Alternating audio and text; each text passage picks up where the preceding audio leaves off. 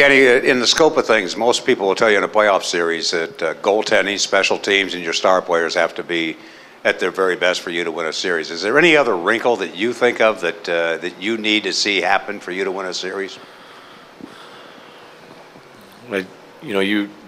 Special teams is a key in every hockey game, and it will be. It's playoff times. It's a special appointment, and typically in one game, it's got to be your penalty kill, your power play, or it doesn't necessarily need to be a combination of the both. But Carolina's got an outstanding penalty kill team. It's been a big part of their success.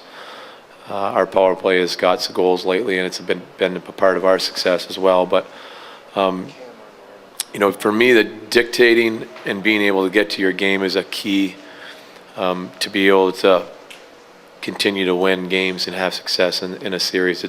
7 games is a long time against one team, and you need to be able to dictate and take over games and dictate the way those games are played in order to have success. And so while special teams is important, it can win your game maybe when you don't dictate. Your goaltender can do that as well. You need obviously good goaltending.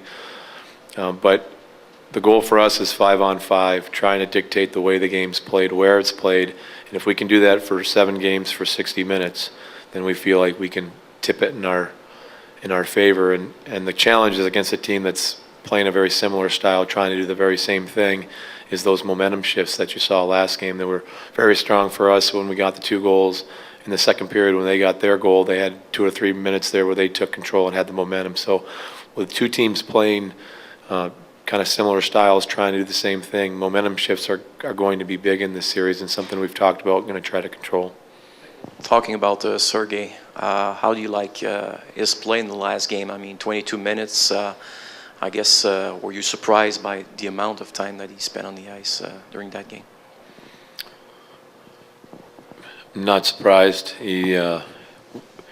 Sergei knows when he says he can play, if he plays well, he's hoping to play that amount of minutes or more. I think in the game in Washington, in a situation where the score was 5-1 and 6-2, we didn't play him. We played him 15 minutes. Mike Yeo used him to just protect him and not tax his injury too much. So not surprised that he played that much. With the treatment that he's gotten, he feels comfortable that he can play and be effective in pivoting, skating, and going back for pucks. And so I'm not surprised to see him play that much. If we need be, wouldn't surprise to see him play more. He's capable of that and wants to play more.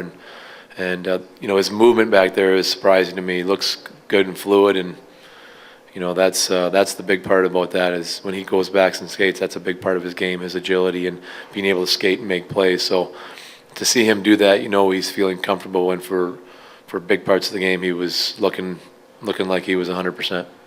I'm wondering if you would agree that if it's called tight again, that this favors the Penguins.